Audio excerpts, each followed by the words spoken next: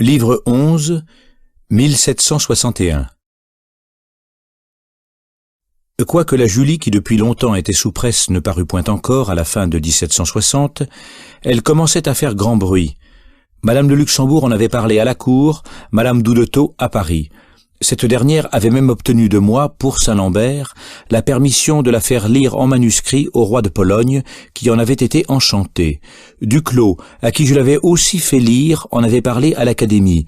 Tout Paris était dans l'impatience de voir ce roman. Les libraires de la rue Saint-Jacques et celui du Palais Royal étaient assiégés de gens qui en demandaient des nouvelles. Il parut enfin, et son succès contre l'ordinaire répondit à l'empressement avec lequel il avait été attendu. Madame la Dauphine, qui l'avait lu des premières, en parla à Monsieur de Luxembourg comme d'un ouvrage ravissant. Les sentiments furent partagés chez les gens de lettres, mais dans le monde, il n'y eut qu'un avis, et les femmes surtout s'enivrèrent et du livre et de l'auteur, au point qu'il y en avait peu, même dans les hauts rangs, dont je n'eusse fait la conquête si je l'avais entrepris. J'ai de cela des preuves que je ne veux pas écrire et qui, sans avoir eu besoin de l'expérience, autorisent mon opinion. Il est singulier que ce livre est mieux réussi en France que dans le reste de l'Europe, quoique les Français, hommes et femmes, n'y soient pas fort bien traités. Tout au contraire de mon attente, son moindre succès fut en Suisse, et son plus grand à Paris. L'amitié, l'amour, la vertu règnent-ils donc à Paris plus qu'ailleurs ? Non, sans doute, mais il y règne encore ce sens exquis qui transporte le cœur à leur image, et qui nous fait chérir dans les autres les sentiments purs, tendres, honnêtes que nous n'avons plus. La corruption désormais est partout la même.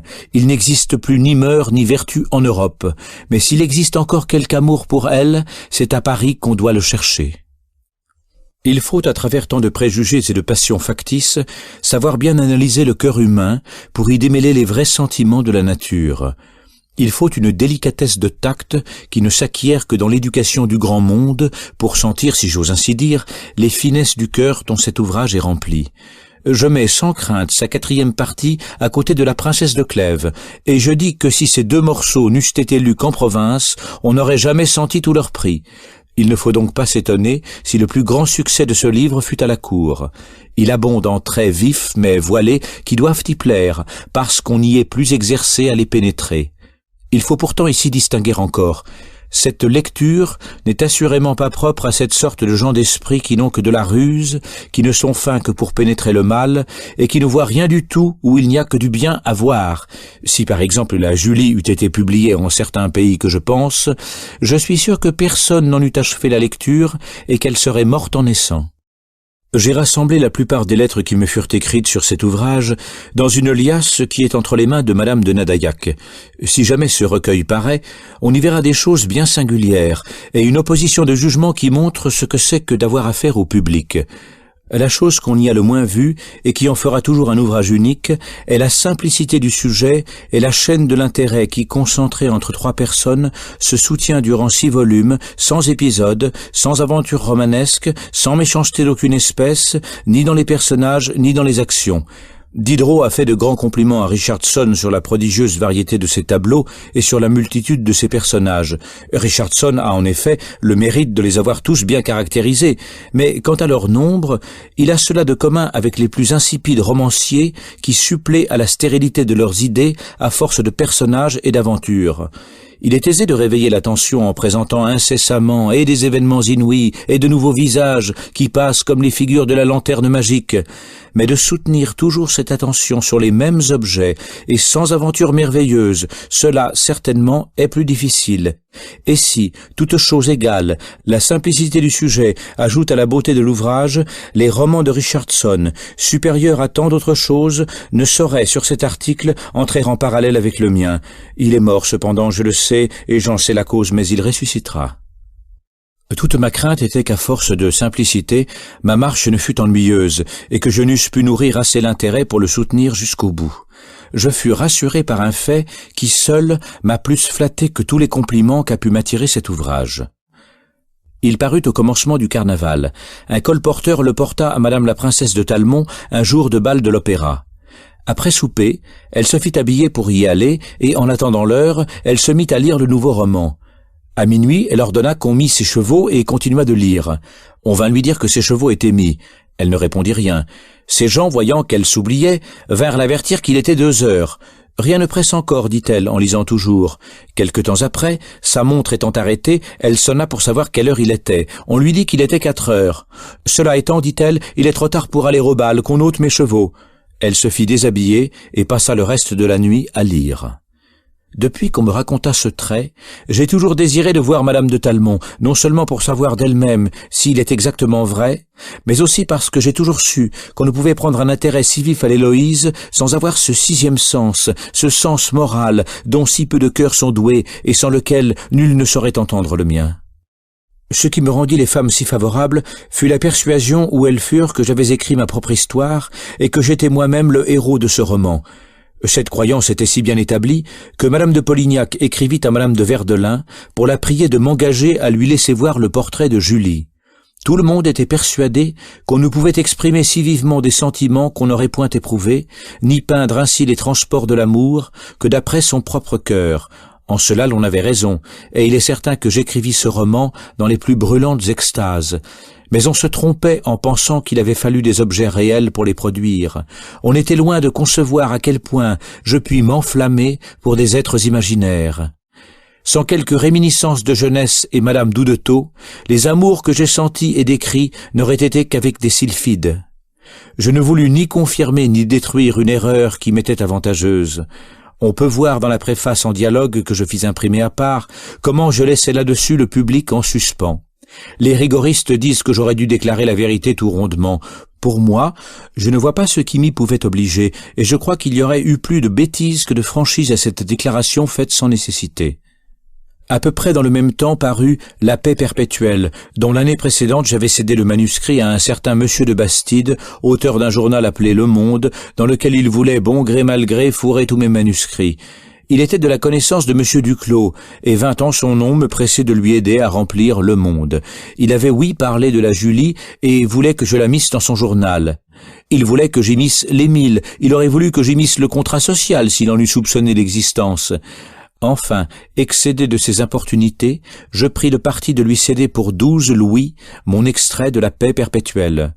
Notre accord était qu'il s'imprimerait dans son journal, mais sitôt qu'il fut propriétaire de ce manuscrit, il jugea à propos de le faire imprimer à part, avec quelques retranchements que le censeur exigea. Qu'eusse été si j'y avais joint mon jugement sur cet ouvrage, dont très heureusement je ne parlais point à monsieur de Bastide et qui n'entra point dans notre marché. Ce jugement est encore en manuscrit parmi mes papiers. Si jamais il voit le jour, on y verra combien les plaisanteries et le ton suffisant de Voltaire à ce sujet m'ont dû faire rire, moi, qui voyais si bien la portée de ce pauvre homme dans les matières politiques dont il se mêlait de parler. Au milieu de mes succès dans le public et de la faveur des dames, je me sentais déchoir à l'hôtel de Luxembourg, non pas auprès de monsieur le maréchal, qui semblait même redoubler chaque jour de bonté et d'amitié pour moi, mais auprès de madame la maréchale. Depuis que je n'avais plus rien à lui lire, son appartement m'était moins ouvert, et durant les voyages de Montmorency, quoique je me présentasse assez exactement, je ne la voyais plus guère qu'à table. Ma place n'y était même plus aussi marquée à côté d'elle. Comme elle ne me l'offrait plus, qu'elle me parlait peu, et que je n'avais pas non plus grand-chose à lui dire, j'aimais autant prendre une autre place, où j'étais plus à mon aise, surtout le soir, car machinalement je prenais peu à peu l'habitude de me placer plus près de monsieur le maréchal. À propos du soir, je me souviens d'avoir dit que je ne soupais pas au château, et cela était vrai dans le commencement de la connaissance, mais comme monsieur de Luxembourg ne dînait point et ne se mettait même pas à table, il arriva de là qu'au bout de plusieurs mois, et déjà très familier dans la maison, je n'avais encore jamais mangé avec lui. Il eut la bonté d'en faire la remarque.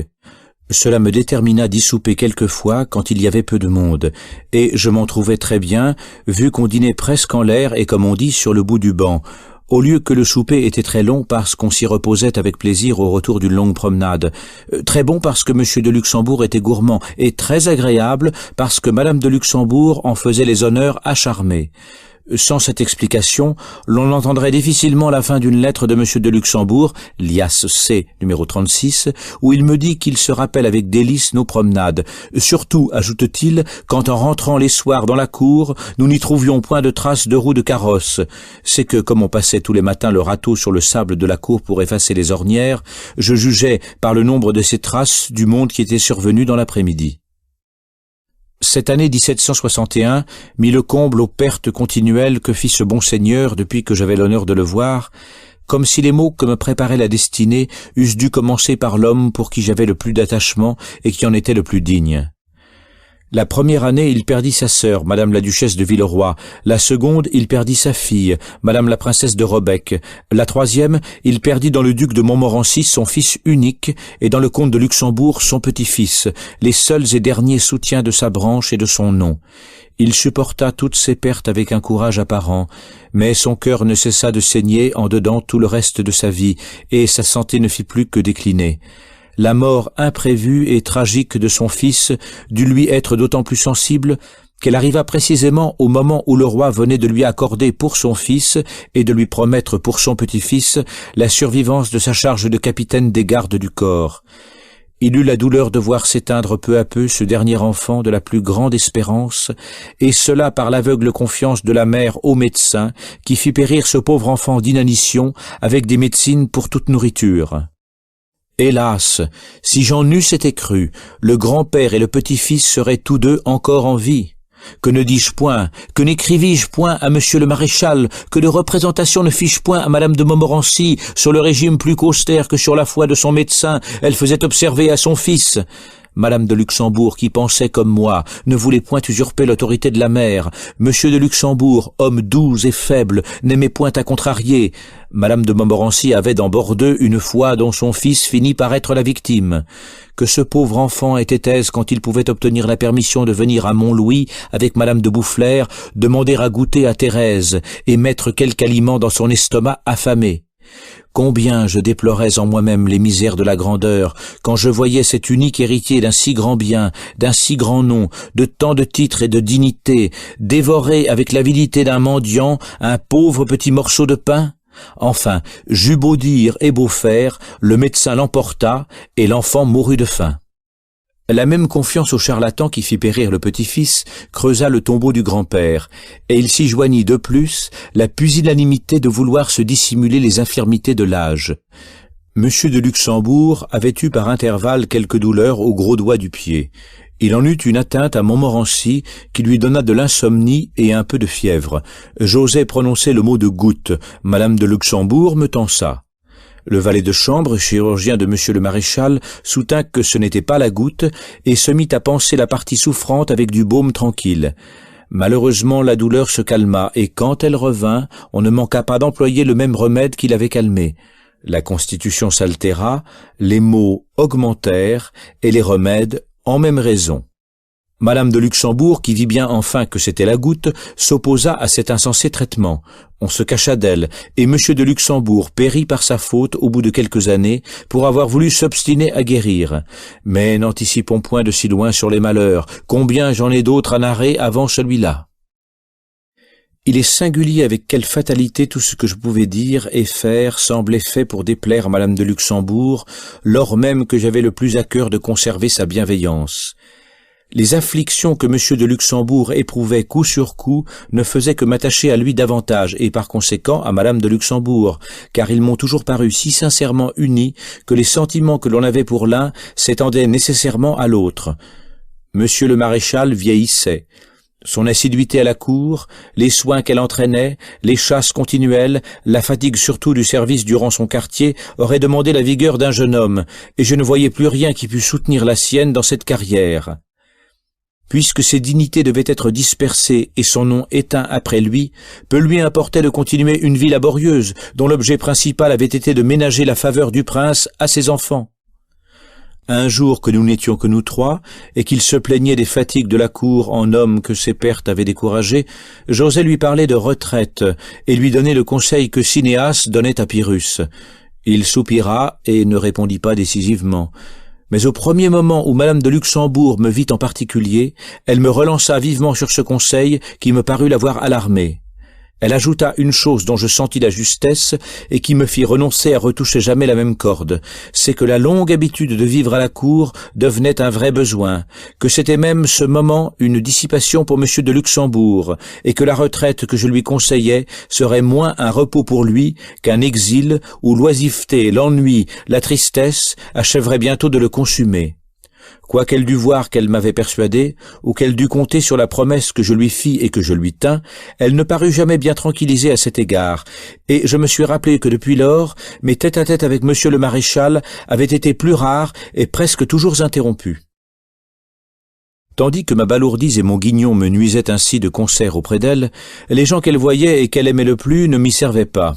L'abbé de Boufflers, surtout, jeune homme aussi brillant qu'il soit possible de l'être, ne me parut jamais bien disposé pour moi, et non seulement il est le seul de la société de madame la maréchale qui ne m'ait jamais marqué la moindre attention, mais j'ai cru m'apercevoir qu'à tous les voyages qu'il fit à Montmorency, je perdais quelque chose auprès d'elle, et il est vrai que, sans même qu'il le voulût, c'était assez de sa seule présence, tant la grâce et le sel de ses gentillesses appesantissaient encore mes lourds propositi.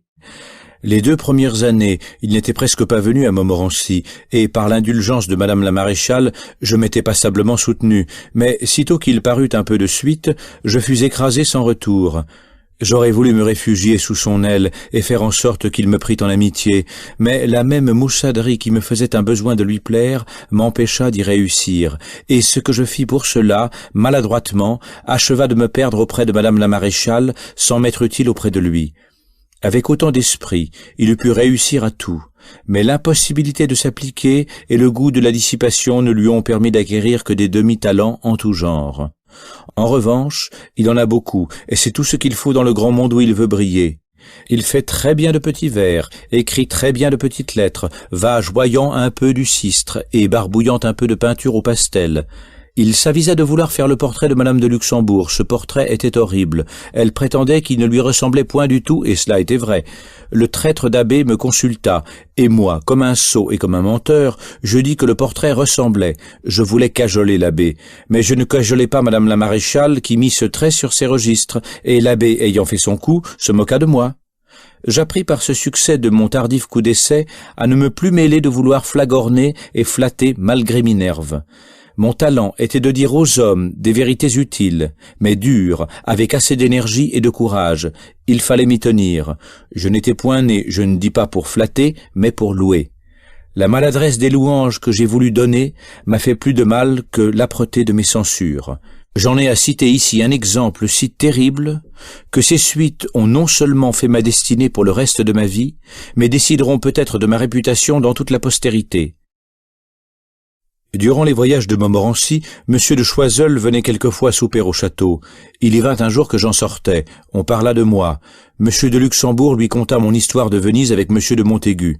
Monsieur de Choiseul dit que c'était dommage que j'eusse abandonné cette carrière, et que si j'y voulais rentrer, il ne demandait pas mieux que de m'occuper. Monsieur de Luxembourg me redit cela. J'y fus d'autant plus sensible que je n'étais pas accoutumé d'être gâté par les ministres, et il n'est pas sûr que, malgré mes résolutions, si ma santé m'eût permis d'y songer, j'eusse évité d'en faire de nouveau la folie. L'ambition n'eut jamais chez moi que les courts intervalles où toute autre passion me laissait libre, mais un de ces intervalles eût suffi pour me rengager. Cette bonne intention de monsieur de Choiseul, m'affectionnant à lui, accrut l'estime que sur quelques opérations de son ministère j'avais conçues pour ses talents, et le pacte de famille en particulier me parut annoncer un homme d'État du premier ordre. Il gagnait encore dans mon esprit au peu de cas que je faisais de ses prédécesseurs, sans excepter madame de Pompadour que je regardais comme une façon de premier ministre, et quand le bruit courut que, d'elle ou de lui, l'un des deux expulserait l'autre, je crus faire des vœux pour la gloire de la France en faisant pour que monsieur de Choiseul triomphât. Je m'étais senti de tout temps, pour madame de Pompadour, de l'antipathie, même quand, avant sa fortune, je l'avais vue chez madame de la Poplinière, portant encore le nom de madame d'Étiole. Depuis lors, j'avais été mécontent de son silence au sujet de Diderot et de tous ses procédés par rapport à moi, tant au sujet des fêtes de Ramire et des muses galantes qu'au sujet du devin du village, qui ne m'avait valu dans aucun genre de produit des avantages proportionnés à ses succès, et dans toutes les occasions, je l'avais toujours trouvé très peu disposé à m'obliger, ce qui n'empêcha pas le chevalier de Lorenzi de me proposer de faire quelque chose à la louange de cette dame, en m'insinuant que cela pourrait m'être utile. Cette proposition m'indigna d'autant plus que je vis bien qu'il ne la faisait pas de son chef, sachant que cet homme, nul par lui-même, ne pense et n'agit que par l'impulsion d'autrui. Je sais trop peu me contraindre pour avoir pu lui cacher mon dédain pour sa proposition, ni à personne mon peu de penchant pour la favorite. Elle le connaissait, j'en étais sûr, et tout cela mêlait mon intérêt propre à mon inclination naturelle dans les vœux que je faisais pour M. de Choiseul. Prévenu d'estime pour ses talents, qui étaient tout ce que je connaissais de lui, plein de reconnaissance pour sa bonne volonté, ignorant d'ailleurs totalement de ma retraite ses goûts et sa manière de vivre, je le regardais d'avance comme le vengeur du public et le mien, et, mettant alors la dernière main au contrat social, j'y marquais dans un seul trait ce que je pensais des précédents ministères et de celui qui commençait à les éclipser. Je manquais dans cette occasion à ma plus constante maxime, et de plus, je ne songeais pas que quand on veut louer ou blâmer fortement dans un même article, sans nommer les gens, il faut tellement approprier la louange à ceux qu'elle regarde que le plus ombrageux amour-propre ne puisse y trouver de quiproquo. J'étais là-dessus dans une si folle sécurité qu'il ne me vint pas même à l'esprit que quelqu'un pût prendre le change. On verra bientôt si j'eus raison. Une de mes chances était d'avoir toujours dans mes liaisons des femmes auteurs. Je croyais au moins parmi les grands éviter cette chance. Point du tout. Elle m'y suivit encore. Madame de Luxembourg ne fut pourtant jamais que je sache atteinte de cette manie, mais Madame la comtesse de Boufflers le fut. Elle fit une tragédie en prose qui fut d'abord lue, promenée et prônée dans la société de Monsieur le Prince de Conti et sur laquelle, non contente de tant d'éloges, elle voulut aussi me consulter pour avoir le mien. Elle lut, mais modérée tel que le méritait l'ouvrage. Elle eut de plus l'avertissement que je crus lui devoir que sa pièce intitulée « L'esclave généreux » avait un très grand rapport à une pièce anglaise assez peu connue mais pourtant traduite, intitulée « Oroonoko ». Madame de Boufflers me remercia de l'avis, en m'assurant toutefois que sa pièce ne ressemblait point du tout à l'autre.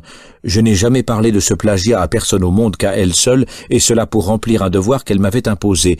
Cela ne m'a pas empêché de me rappeler souvent depuis lors le sort de celui que remplit Gil Blas près de l'archevêque prédicateur.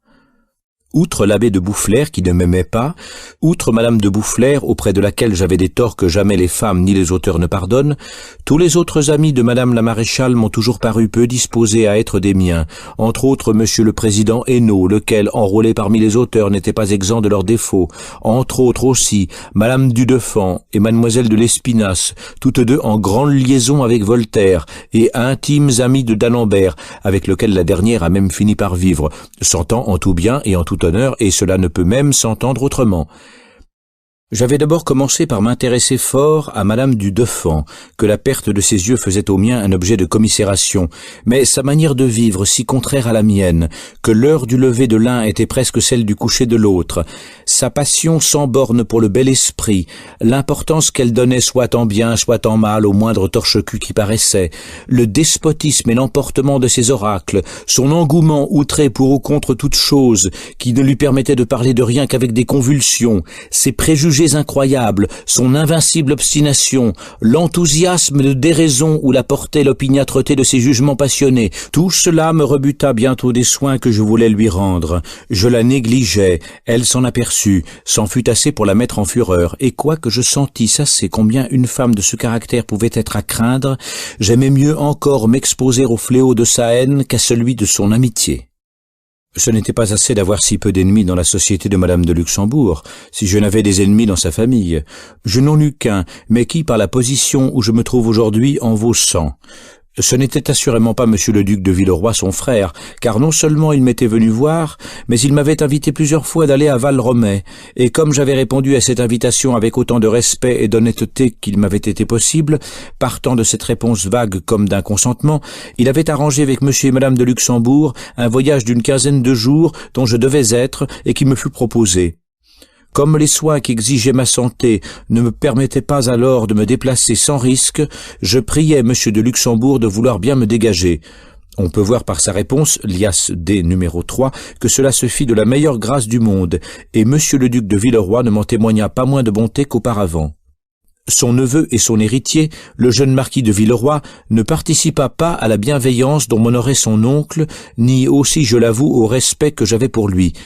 Ces airs éventés me le rendirent insupportable, et mon air froid m'attira son aversion.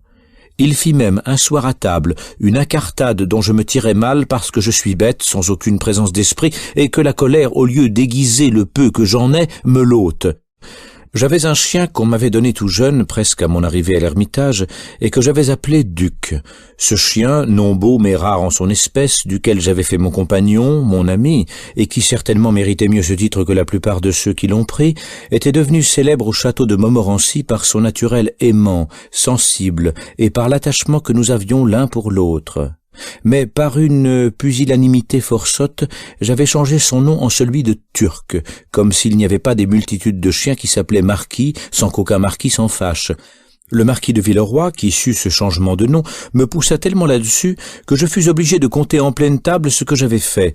Ce qu'il y avait d'offensant pour le nom de duc dans cette histoire n'était pas tant de le lui avoir donné que de le lui avoir ôté. Le pis fut qu'il y avait là plusieurs ducs. Monsieur de Luxembourg l'était, son fils l'était. Le marquis de Villeroy, fait pour le devenir et qu'il est aujourd'hui, jouit avec une cruelle joie de l'embarras où il m'avait mis et de l'effet qu'avait produit cet embarras.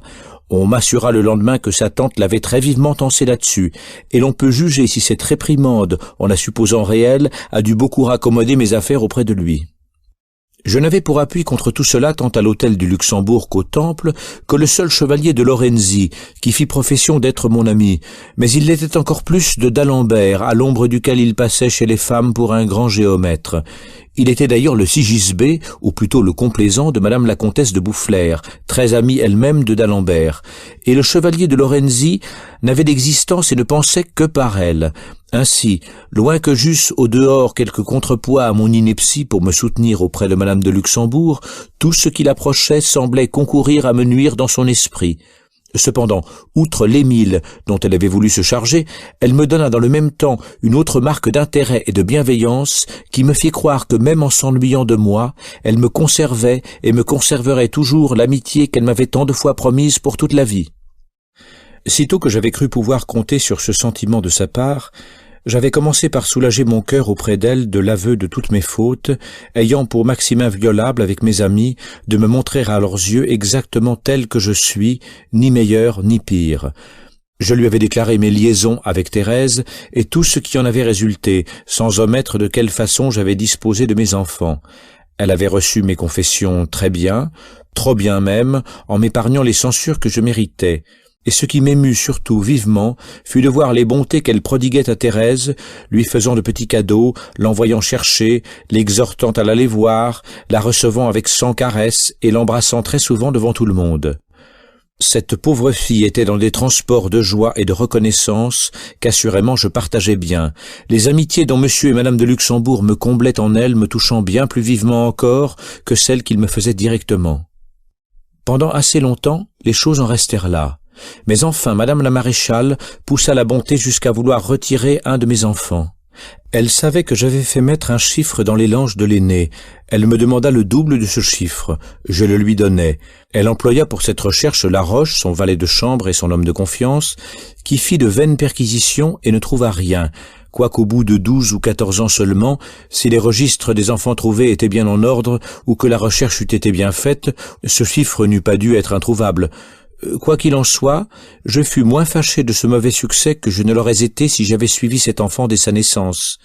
Si à l'aide du renseignement on m'eût présenté quelque enfant pour le mien, le doute si ce l'était bien en effet, ou si on ne lui en substituait point un autre, m'eût resserré le cœur par l'incertitude, et je n'aurais point goûté dans tout son charme le vrai sentiment de la nature.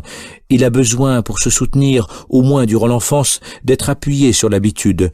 Le long éloignement d'un enfant qu'on ne connaît pas encore affaiblit, anéantit enfin les sentiments paternels et maternels, et jamais on n'aimera celui qu'on a mis en nourrice comme celui qu'on a nourri sous ses yeux. La réflexion que je fais ici peut exténuer mes torts dans leurs effets, mais c'est en les aggravant dans leurs sources. Il n'est peut-être pas inutile de remarquer que par l'entremise de Thérèse, ce même Laroche fit connaissance avec madame Levasseur, que Grimm continuait de tenir à deuil à la porte de la Chevrette et tout près de Montmorency. Quand je fus parti, ce fut par monsieur Laroche que je continuais de faire remettre à cette femme l'argent que je n'ai point cessé de lui envoyer, et je crois qu'il lui portait aussi souvent des présents de la part de madame la maréchale. Ainsi, elle n'était sûrement pas à plaindre, quoiqu'elle se plaignît toujours. À l'égard de Grimm, comme je n'aime point à parler des gens que je dois haïr, je n'en parlais jamais à madame de Luxembourg, que malgré moi. Mais elle me mit plusieurs fois sur son chapitre, sans me dire ce qu'elle en pensait, et sans me laisser pénétrer jamais si cet homme était de sa connaissance ou non. Comme la réserve avec les gens qu'on aime et qui n'en ont point avec nous n'est pas de mon goût, surtout en ce qui les regarde, j'ai depuis lors pensé quelquefois à celle-là, mais seulement quand d'autres événements ont rendu cette réflexion naturelle. Après avoir demeuré longtemps sans entendre parler de l'Émile depuis que je l'avais remis à Madame de Luxembourg, j'appris enfin que le marché en était conclu à Paris avec le libraire Duchesne et par celui-ci avec le libraire Néolme d'Amsterdam. Madame de Luxembourg m'envoya les 2 doubles de mon traité avec Duchesne pour les signer. Je reconnus l'écriture pour être de la même main dont était celle des lettres de M. de Malesherbes, qu'il ne m'écrivait pas de sa propre main. Cette certitude que mon traité se faisait de l'aveu et sous les yeux du magistrat me le fit signer avec confiance. Duchesne me donnait de ce manuscrit 6 000 francs, la moitié comptant, et, je crois, 100 ou 200 exemplaires. Après avoir signé les 2 doubles, je les renvoyai tous 2 à Madame de Luxembourg, qui l'avait ainsi désiré. Elle en donna un à Duchesne, elle garda l'autre, au lieu de me le renvoyer, et je ne l'ai jamais revu. La connaissance de Monsieur et Madame de Luxembourg, en faisant quelques diversions à mon projet de retraite, ne m'y avait pas fait renoncer. Même au temps de ma plus grande faveur auprès de Madame la Maréchale, j'avais toujours senti qu'il n'y avait que mon sincère attachement pour Monsieur le Maréchal et pour elle qui pût me rendre leurs entours supportables, et tout mon embarras était de concilier ce même attachement avec un genre de vie plus conforme à mon goût et moins contraire à ma santé que cette gêne et ces soupers tenaient dans une altération continuelle, malgré tous les soins qu'on apportait à ne pas m'exposer à la déranger. Car sur ce point, comme sur tout autre, les attentions furent poussées aussi loin qu'il était possible, et, par exemple, tous les soirs après souper, Monsieur le Maréchal, qui s'allait coucher de bonne heure, ne manquait jamais de m'emmener bon gré mal gré pour m'aller coucher aussi. Ce ne fut que quelque temps avant ma catastrophe qu'il cessa, je ne sais pourquoi, d'avoir cette attention. Avant même d'apercevoir le refroidissement de Madame la Maréchale, je désirais, pour ne m'y pas exposer, d'exécuter mon ancien projet. Mais les moyens me manquant pour cela, je fus obligé d'attendre la conclusion du traité de l'Émile, et en attendant, je mis la dernière main au contrat social et l'envoyai à Ray, fixant le prix de ce manuscrit à 1 000 francs qu'il me donna. Je ne dois peut-être pas omettre un petit fait qui regarde le dit manuscrit. Je le remis bien cacheté à Duvoisin, ministre du pays de Vaud et chapelain de l'hôtel de Hollande, qui me venait voir quelquefois et qui se chargea de l'envoyer à Ray, avec lequel il était en liaison. Ce manuscrit, écrit en menus caractères, était fort petit et ne remplissait pas sa poche. Cependant, en passant la barrière, son paquet tomba, je ne sais comment, entre les mains des commis, qui l'ouvrirent, l'examinèrent et le lui rendirent ensuite quand il l'eut réclamé au nom de l'ambassadeur. Ce qui le mit à portée de le lire lui-même, comme il me marqua naïvement avoir fait, avec force éloge de l'ouvrage, et pas un mot de critique ni de censure, se réservant sans doute d'être le vengeur du christianisme lorsque l'ouvrage aurait paru. Il recacheta le manuscrit et l'envoya à Ray. Tel fut en substance le narré qu'il me fit dans la lettre où il me rendit compte de cette affaire, et c'est tout ce que j'en ai su. Outre ces 2 livres et mon dictionnaire de musique, auquel je travaillais toujours de temps en temps, j'avais quelques autres écrits de moindre importance, tous en état de paraître, et que je me proposais de donner encore soit séparément, soit avec mon recueil général, si je l'entreprenais jamais. Le principal de ces écrits, dont la plupart sont encore en manuscrit dans les mains de Duperroux, était un essai sur l'origine des langues, que je fis lire à M. de Malesherbes et au chevalier de Lorenzi, qui m'en dit du bien.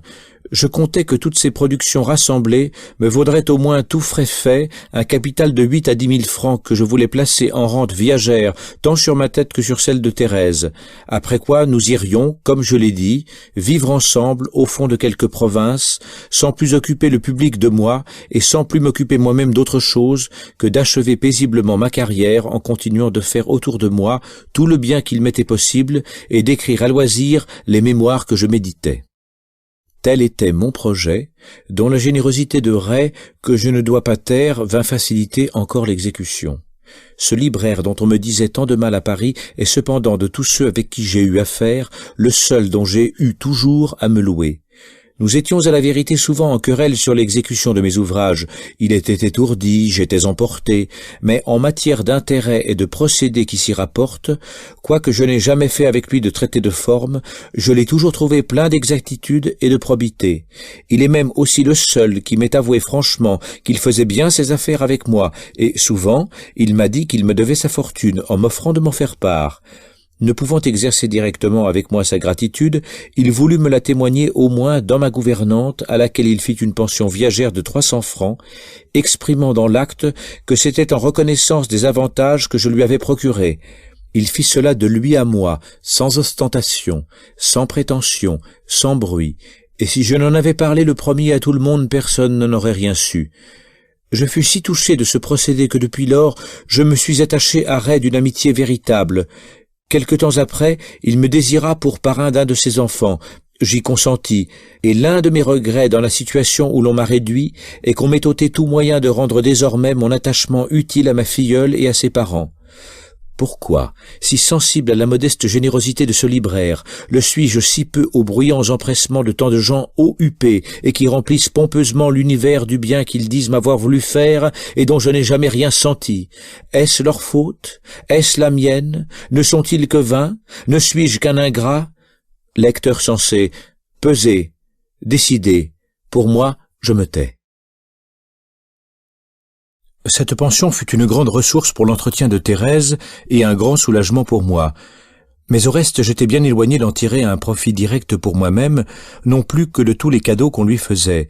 Elle a toujours disposé de tout elle-même. Quand je gardais son argent, je lui en tenais un fidèle compte, sans jamais en mettre un liard dans notre commune dépense, même quand elle était plus riche que moi. « Ce qui est à moi est à nous, lui disais-je, et ce qui est à toi est à toi. » Je n'ai jamais cessé de me conduire avec elle selon cette maxime que je lui ai souvent répétée. Ceux qui ont eu la bassesse de m'accuser de recevoir par ses mains ce que je refusais dans les miennes, jugeaient sans doute de mon cœur par les leurs et me connaissaient bien mal.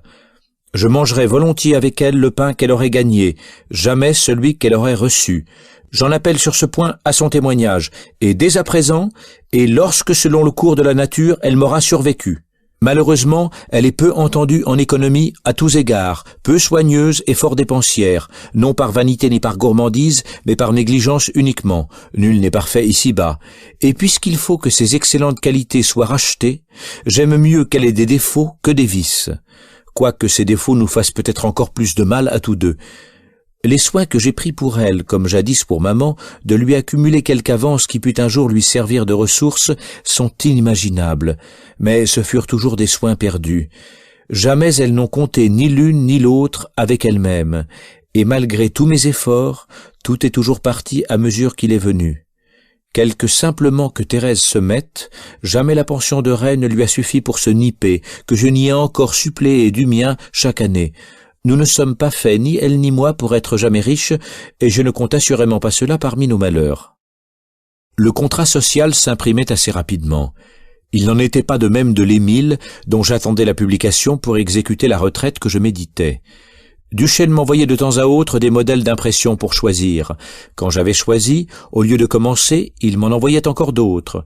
Quand enfin nous fûmes bien déterminés sur le format, sur le caractère, et qu'il avait déjà plusieurs feuilles d'imprimé, sur quelques légers changements que je fis à une épreuve, il recommença tout, et au bout de 6 mois, nous nous trouvâmes moins avancés que le premier jour.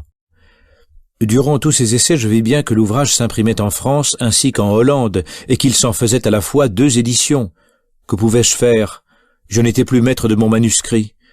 Loin d'avoir trempé dans l'édition de France, je m'y étais toujours opposé, mais enfin puisque cette édition se faisait bon gré malgré moi, et puisqu'elle servait de modèle à l'autre, il fallait bien y jeter les yeux et voir les épreuves pour ne pas laisser estropier et défigurer mon livre.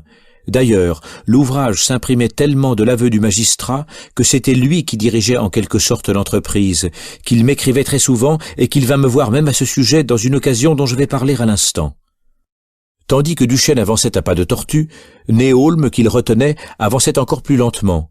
On ne lui envoyait pas fidèlement les feuilles à mesure qu'elles s'imprimaient. Il crut apercevoir de la mauvaise foi dans la manœuvre de Duchesne, c'est-à-dire de Guy qui faisait pour lui, et, voyant qu'on n'exécutait pas le traité, il m'écrivit lettre sur lettre pleine de doléances et de griefs, auxquels je pouvais encore moins remédier qu'à ceux que j'avais pour mon compte.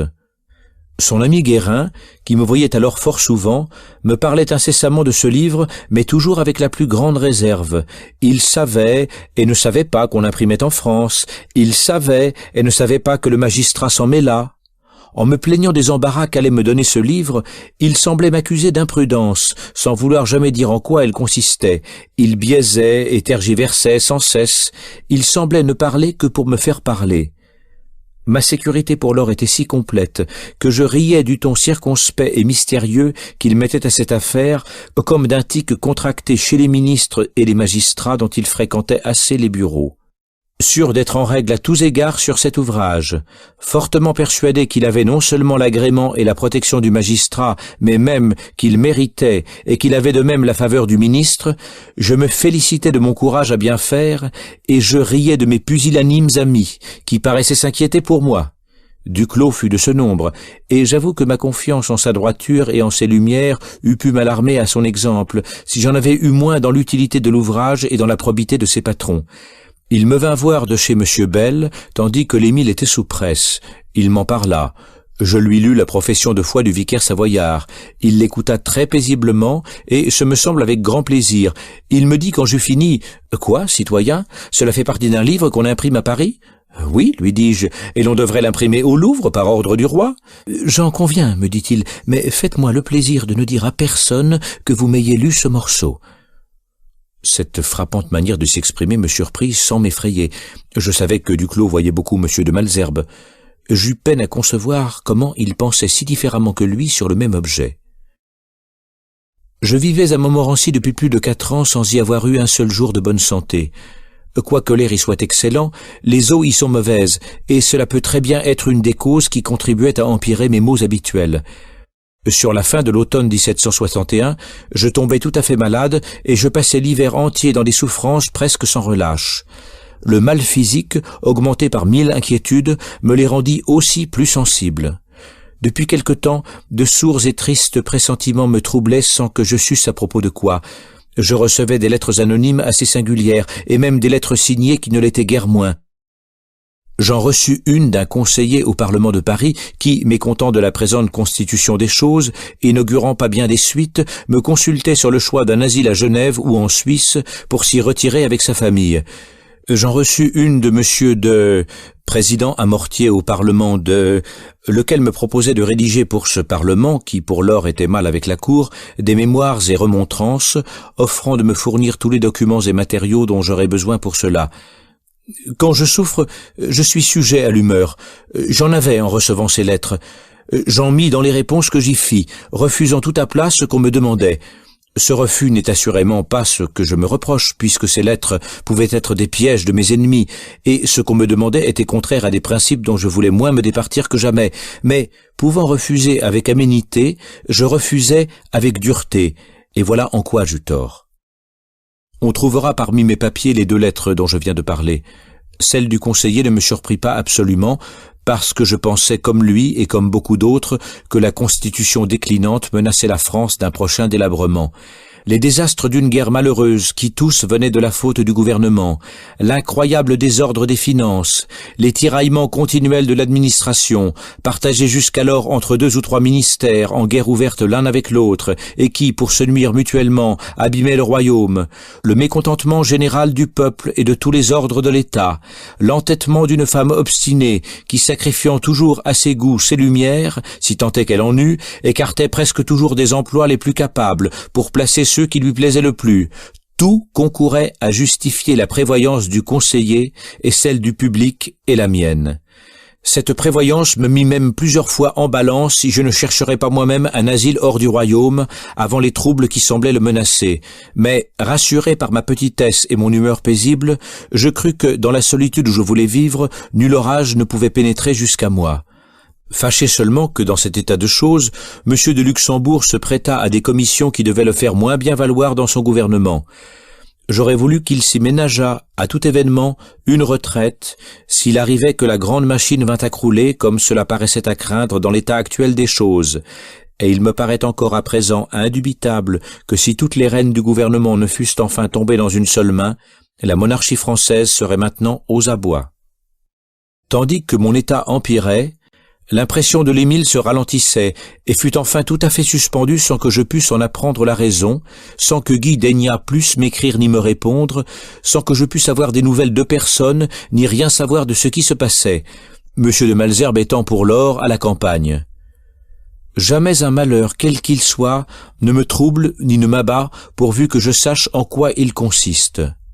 Mais mon penchant naturel est d'avoir peur des ténèbres. Je redoute et je hais leur air noir. Le mystère m'inquiète toujours. Il est par trop antipathique avec mon naturel ouvert jusqu'à l'imprudence. L'aspect du monstre le plus hideux m'effrayerait peu, ce me semble, mais si j'entrevois de nuit une figure sous un drap blanc, j'aurais peur. Voilà donc mon imagination qu'allumait ce long silence, occupé à me tracer des fantômes.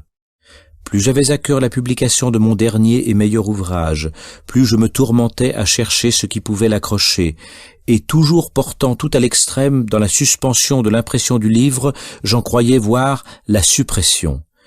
Cependant, n'en pouvant imaginer ni la cause ni la manière, je restais dans l'incertitude du monde la plus cruelle. J'écrivais lettre sur lettre à Guy, à Monsieur de Malesherbes, à Madame de Luxembourg, et les réponses ne venant point, ou ne venant pas quand je les attendais, je me troublais entièrement, je délirais.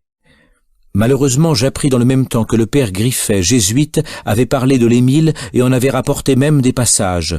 À l'instant, mon imagination part comme un éclair et me dévoile tout le mystère d'iniquité.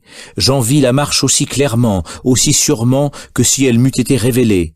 Je me figurais que les jésuites, furieux du ton méprisant sur lequel j'avais parlé des collèges, s'étaient emparés de mon ouvrage, que c'étaient eux qui en accrochaient l'édition, qu'instruits par Guérin, leur ami, de mon état présent, et prévoyant ma mort prochaine, dont je ne doutais pas, ils voulaient retarder l'impression jusqu'alors, dans le dessein de tronquer, d'altérer mon ouvrage, et de me prêter pour remplir leur vue des sentiments différents des miens. Il est étonnant quelle foule de faits et de circonstances vint dans mon esprit se calquer sur cette folie et lui donner un air de vraisemblance, que dis-je, m'y montrer l'évidence et la démonstration. Guérin était totalement livré aux jésuites, je le savais. Je leur attribuais toutes les avances d'amitié qu'ils m'avaient faites.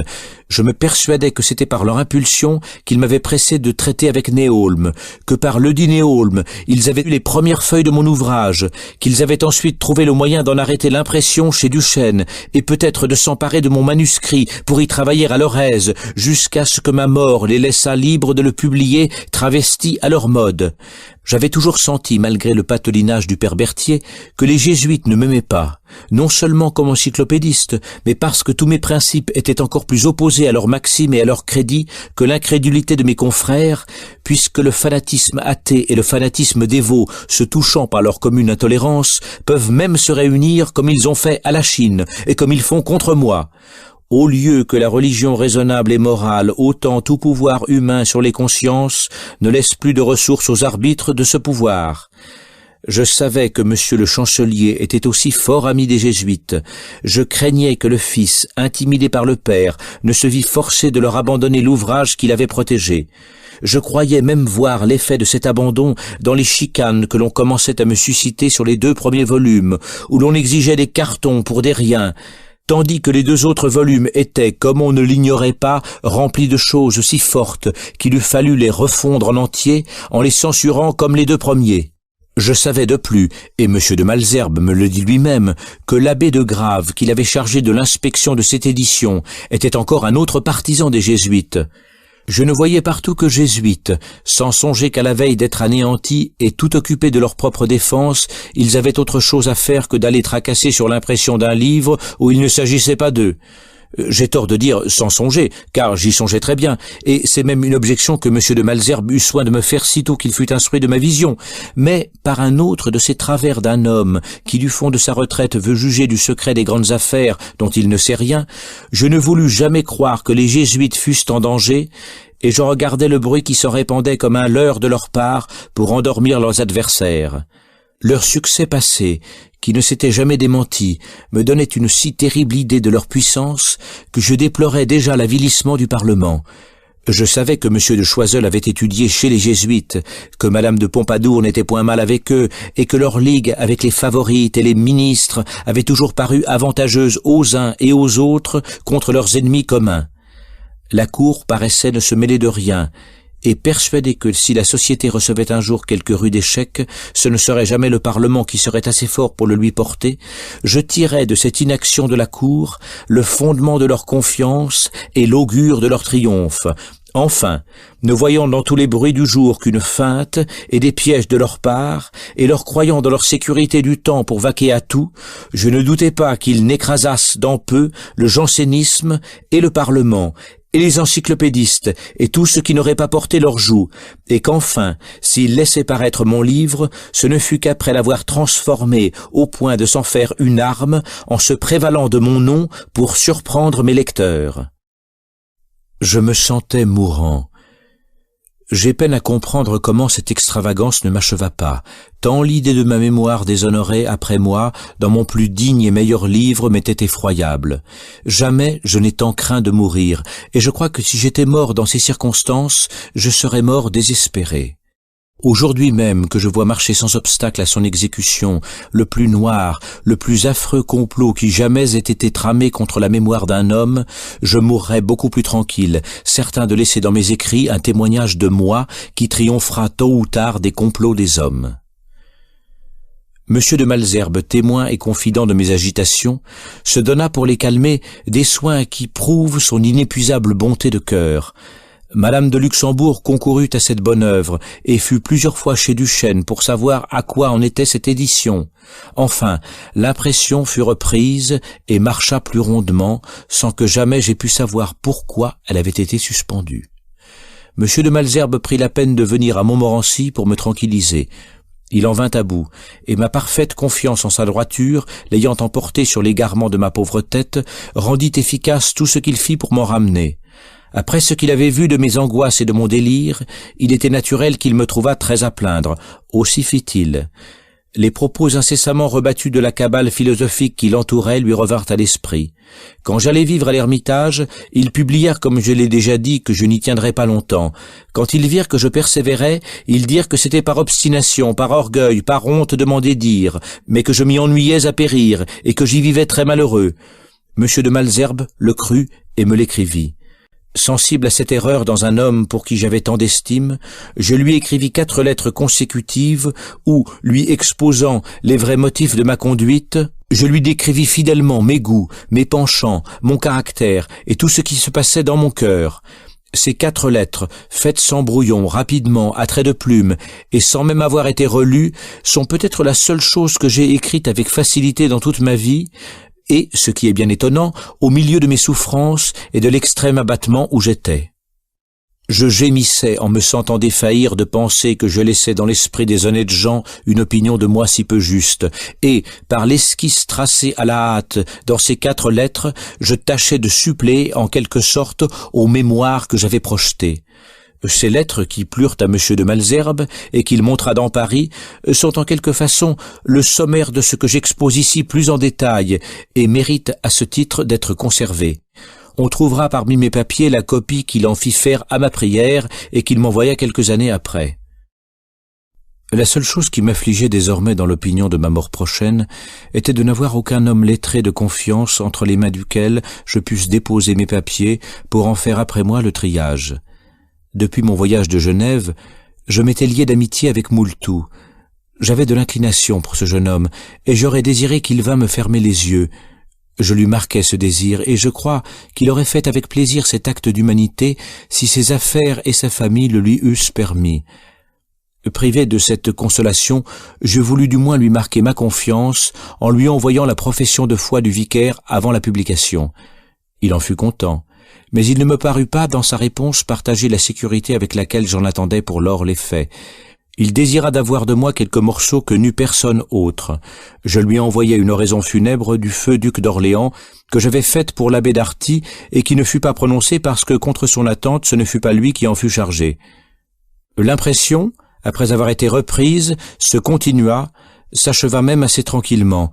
Et j'y remarquai ceci de singulier, qu'après les cartons qu'on avait sévèrement exigés pour les 2 premiers volumes, on passa les 2 derniers sans rien dire, et sans que leur contenu fît aucun obstacle à sa publication. J'eus pourtant encore quelque inquiétude que je ne dois pas passer sous silence.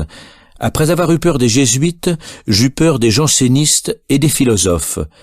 Ennemi de tout ce qui s'appelle parti, faction, cabale, je n'ai jamais rien attendu de bon des gens qui en sont. Les commères avaient depuis un temps quitté leur ancienne demeure et s'étaient établis tout à côté de moi, en sorte que de leur chambre on entendait tout ce qui se disait dans la mienne et sur ma terrasse, et que de leur jardin on pouvait très aisément escalader le petit mur qui le séparait de mon donjon. J'avais fait de ce donjon mon cabinet de travail, en sorte que j'y avais une table couverte d'épreuves et de feuilles de l'Émile et du contrat social. Et, brochant ces feuilles à mesure qu'on me les envoyait, j'avais là tous mes volumes longtemps avant qu'on les publiât. Mon étourderie, ma négligence, ma confiance en M. Matas, dans le jardin duquel j'étais clos, faisait que souvent, oubliant de fermer le soir mon donjon, je le trouvais le matin tout ouvert, ce qui ne m'eût guère inquiété si je n'avais cru remarquer du dérangement dans mes papiers. Après avoir plusieurs fois fait cette remarque, je devins plus soigneux de fermer le donjon. La serrure était mauvaise, la clé ne fermait qu'à demi-tour. Devenu plus attentif, je trouvais un plus grand dérangement encore que quand je le laissais tout ouvert. Enfin, un de mes volumes se trouva éclipsé pendant 1 jour et 2 nuits, sans qu'il me fût possible de savoir ce qu'il était devenu jusqu'au matin du 3e jour, que je le retrouvais sur ma table. Je n'ai jamais eu de soupçon sur M. Matas, ni sur son neveu M. Dumoulin, sachant qu'ils m'aimaient l'un et l'autre, et prenant en eux toute confiance. Je commençais d'en avoir moins dans les commères. Je savais que, quoique jansénistes, ils avaient quelques liaisons avec d'Alembert et logeaient dans la même maison. Cela me donna quelque inquiétude et me rendit plus attentif. Je retirai mes papiers dans ma chambre, et je cessai tout à fait de voir ces gens-là, ayant su d'ailleurs qu'ils avaient fait parade dans plusieurs maisons du premier volume de l'Émile que j'avais eu l'imprudence de leur prêter. Quoiqu'ils continuassent d'être mes voisins jusqu'à mon départ, je n'ai plus eu de communication avec eux depuis lors. Le contrat social parut 1 mois ou 2 avant l'Émile. Ray, dont j'avais toujours exigé qu'il n'introduirait jamais furtivement en France aucun de mes livres, s'adressa au magistrat pour obtenir la permission de faire entrer celui-ci par Rouen, où il fit par mer son envoi. Ray n'eut aucune réponse. Ces ballots restèrent à Rouen plusieurs mois, au bout desquels on les lui renvoya, après avoir tenté de les confisquer. Mais il fit tant de bruit qu'on les lui rendit. Des curieux en tirèrent d'Amsterdam quelques exemplaires qui circulèrent avec peu de bruit. Mauléon, qui en avait ouï parler et qui même en avait vu quelque chose, m'en parla d'un ton mystérieux qui me surprit et qui m'eût inquiété même, si certain d'être en règle à tous égards et de n'avoir nul reproche à me faire, je ne m'étais tranquillisé par ma plus grande maxime. Je ne doutais pas même que M. de Choiseul, déjà bien disposé pour moi et sensible à l'éloge que mon estime pour lui m'en avait fait faire dans cet ouvrage, ne me soutint en cette occasion contre la malveillance de Madame de Pompadour. J'avais assurément lieu de compter alors autant que jamais sur les bontés de M. de Luxembourg et sur son appui dans le besoin, car jamais il ne me donna de marque d'amitié ni plus fréquente, ni plus touchante. Au voyage de Pâques, mon triste état ne me permettant pas d'aller au château, il ne manqua pas un seul jour de me venir voir, et enfin, me voyant souffrir sans relâche, il fit tant qu'il me détermina à voir le frère Côme, l'envoya chercher, me l'amena lui-même, et eut le courage rare, certes, et méritoire dans un grand seigneur, de rester chez moi durant l'opération qui fut cruelle et longue. Il n'était pourtant question que d'être sondé. Mais je n'avais jamais pu l'être, même par Morand, qui s'y prit à plusieurs fois et toujours sans succès. Le frère Côme, qui avait la main d'une adresse et d'une légèreté sans égale, vint à bout enfin d'introduire une très petite algalie, après m'avoir beaucoup fait souffrir pendant plus de 2 heures, durant lesquelles je m'efforçais de retenir les plaintes pour ne pas déchirer le cœur sensible du bon maréchal. Au premier examen, le frère Côme crut trouver une grosse pierre et me le dit. Au second, il ne la trouva plus. Après avoir recommencé une seconde et une 3e fois avec un soin et une exactitude qui me firent trouver le temps fort long, il déclara qu'il n'y avait point de pierre, mais que la prostate était squirreuse et d'une grosseur surnaturelle. Il trouva la vessie grande et en bon état et finit par me déclarer que je souffrirais beaucoup et que je vivrais longtemps. Si la seconde prédiction s'accomplit aussi bien que la première, mes maux ne sont pas prêts à finir. C'est ainsi qu'après avoir été traité successivement pendant tant d'années pour des maux que je n'avais pas, je finis par savoir que ma maladie, incurable sans être mortelle, durerait autant que moi. Mon imagination, réprimée par cette connaissance, ne me fit plus voir en perspective une mort cruelle dans les douleurs du calcul. Je cessais de craindre qu'un bout de bougie qui s'était rompu dans l'urètre il y avait longtemps n'eût fait le noyau d'une pierre. Délivré des maux imaginaires, plus cruels pour moi que les maux réels, j'endurais plus paisiblement ces derniers. Il est constant que depuis ce temps, j'ai beaucoup moins souffert de la maladie que je n'avais fait jusqu'alors, et je ne me rappelle jamais que je dois ce soulagement à M. de Luxembourg sans m'attendrir de nouveau sur sa mémoire. Revenu pour ainsi dire à la vie, et plus occupé que jamais du plan sur lequel j'en voulais passer le reste, je n'attendais pour l'exécuter que la publication de l'Émile. Je songeais à la Touraine où j'avais déjà été et qui me plaisait beaucoup, tant pour la douceur du climat que pour celle des habitants.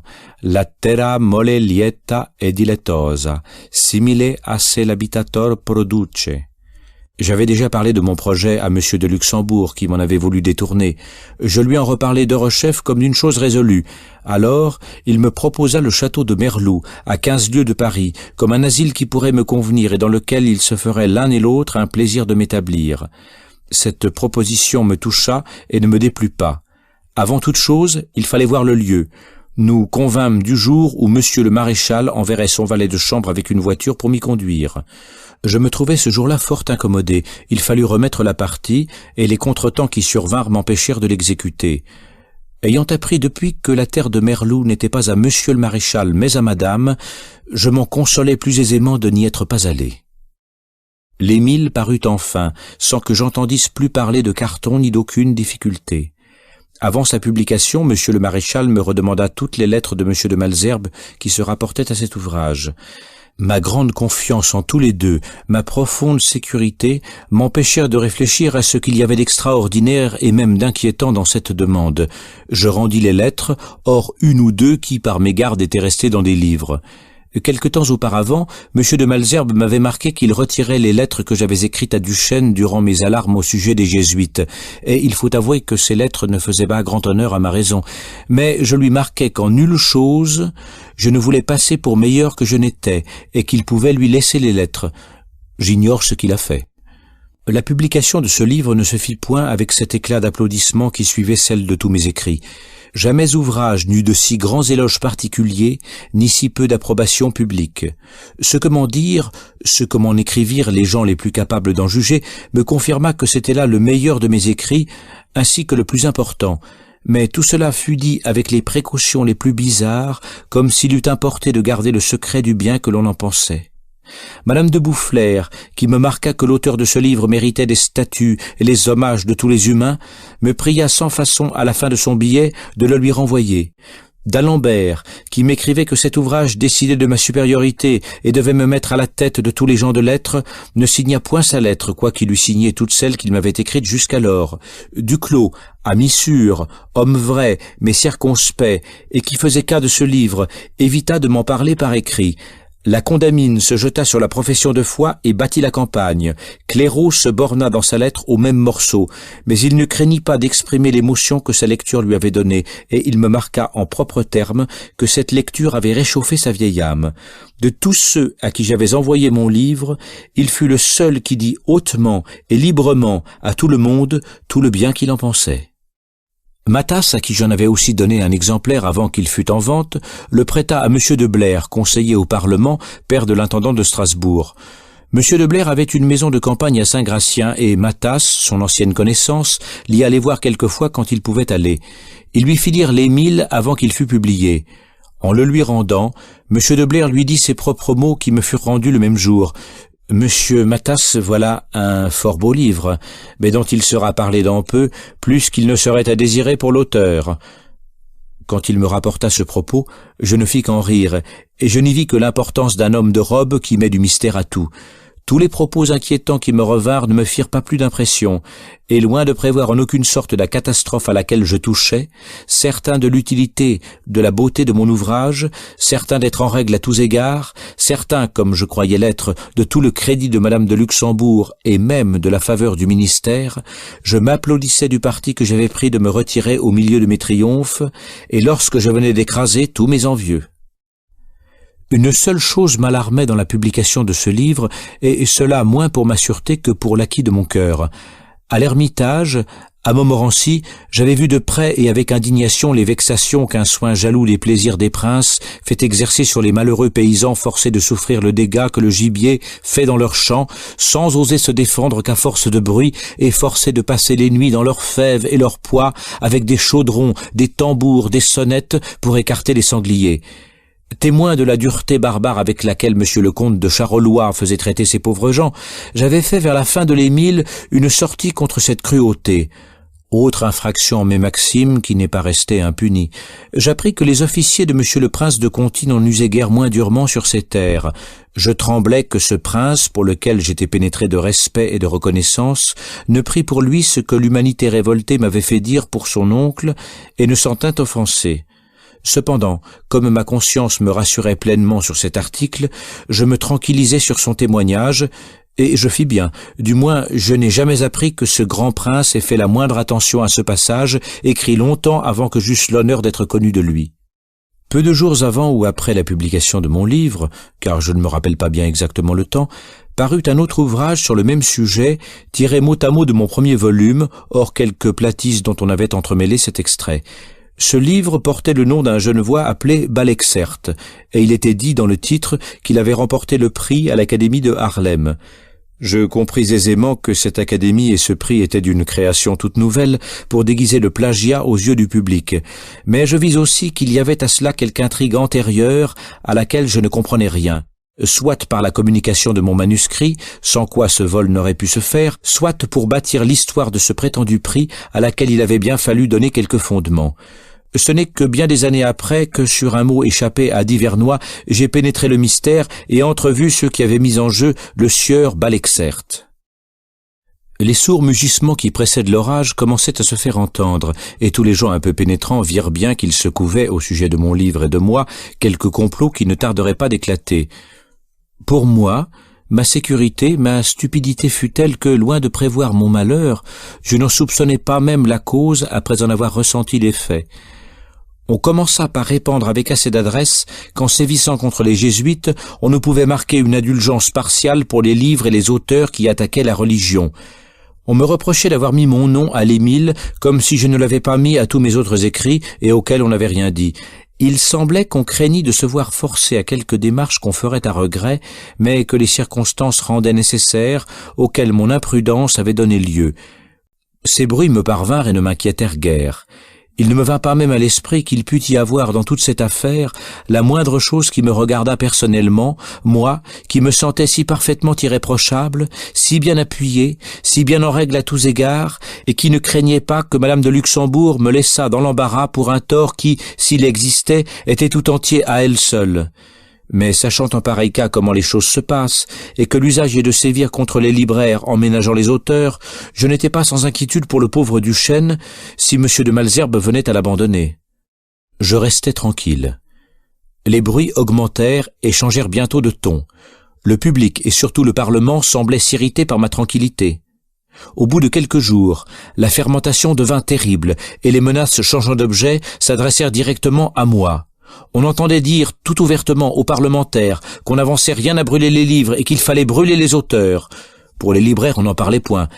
La première fois que ces propos plus dignes d'un inquisiteur de Goa que d'un sénateur me revinrent, je ne doutais point que ce ne fût une invention des Olbâquiens pour tâcher de m'effrayer et de m'exciter à fuir. Je ris de cette puérile ruse, et je me disais, en me moquant d'eux, que s'ils avaient su la vérité des choses, ils auraient cherché quelque autre moyen de me faire peur. Mais la rumeur enfin devint telle qu'il fut clair que c'était tout de bon. Monsieur et madame de Luxembourg avaient cette année avancé leur second voyage de Montmorency, de sorte qu'ils y étaient au commencement de juin. J'y entendis très peu parler de mes nouveaux livres, malgré le bruit qu'ils faisaient à Paris, et les maîtres de la maison ne m'en parlaient point du tout. Un matin, cependant, que j'étais seul avec monsieur de Luxembourg, il me dit « Avez-vous parlé mal de monsieur de Choiseul dans le contrat social ?» Moi, lui dis-je en reculant de surprise, « Non, je vous jure, mais j'en ai fait en revanche, et d'une plume qui n'est point louangeuse, le plus bel éloge que jamais ministre ait reçu. » Et tout de suite, je lui rapportai le passage. « Et dans l'Émile, reprit-il ?»« Pas un mot, répondis-je, il n'y a pas un seul mot qui le regarde. »« Ah, dit-il avec plus de vivacité qu'il n'en avait d'ordinaire, il fallait faire la même chose dans l'autre livre, ou être plus clair. »« J'ai cru l'être, ajoutai-je, je l'estimais assez pour cela. » Il allait reprendre la parole. Je le vis prêt à s'ouvrir. Il se retint et se tut. Malheureuse politique de courtisan qui, dans les meilleurs cœurs, domine l'amitié même. Cette conversation, quoique courte, m'éclaira sur ma situation, du moins à certain égard, et me fit comprendre que c'était bien à moi qu'on en voulait. Je déplorais cette inouïe fatalité qui tournait à mon préjudice tout ce que je disais et faisais de bien. Cependant, me sentant pour plastron dans cette affaire Madame de Luxembourg et Monsieur de Malesherbes, je ne voyais pas comment on pouvait s'y prendre pour les écarter et venir jusqu'à moi, car d'ailleurs je sentis bien dès lors qu'il ne serait plus question d'équité ni de justice et qu'on ne s'embarrasserait pas d'examiner si j'avais réellement tort ou non. L'orage cependant grondait de plus en plus. Il n'y avait pas jusqu'à Néaulme qui, dans la diffusion de son bavardage, ne me montra du regret de s'être mêlé de cet ouvrage, et la certitude où il paraissait être du sort qui menaçait le livre et l'auteur. Une chose pourtant me rassurait toujours. Je voyais Madame de Luxembourg si tranquille, si contente, si riante même qu'il fallait bien qu'elle fût sûre de son fait, pour n'avoir pas la moindre inquiétude à mon sujet, pour ne pas me dire un seul mot de commisération ni d'excuse, pour voir le tour que prendrait cette affaire avec autant de sang-froid que si elle ne s'en fût pas mêlée et qu'elle n'eût pas pris à moi le moindre intérêt. Ce qui me surprenait était qu'elle ne me disait rien du tout. Il me semblait qu'elle aurait dû me dire quelque chose. Madame de Boufflers paraissait moins tranquille. Elle allait et venait avec un air d'agitation, se donnant beaucoup de mouvements et m'assurant que monsieur le prince de Conti s'en donnait beaucoup aussi pour parer le coup qui m'était préparé et qu'elle attribuait toujours aux circonstances présentes dans lesquelles il importait au Parlement de ne pas se laisser accuser par les jésuites d'indifférence sur la religion. Elle paraissait cependant peu compter sur les démarches du prince et des siennes. Ces conversations, plus alarmantes que rassurantes, tendaient toutes à m'engager à la retraite, et elle me conseillait toujours l'Angleterre, où elle m'offrait beaucoup d'amis, entre autres le célèbre Hume, qui était le sien depuis longtemps. Voyant que je persistais à rester tranquille, elle prit un tour plus capable de m'ébranler. Elle me fit entendre que si j'étais arrêté et interrogé, je me mettais dans la nécessité de nommer Madame de Luxembourg, et que son amitié pour moi méritait bien que je ne m'exposasse pas à la compromettre. Je répondis qu'en pareil cas, elle pouvait rester tranquille, et que je ne la compromettrais point. Elle répliqua que cette résolution était plus facile à prendre qu'à exécuter, et en cela elle avait raison, surtout pour moi, bien déterminé à ne jamais me parjurer ni mentir devant les juges, quelque risque qu'il pût y avoir à dire la vérité.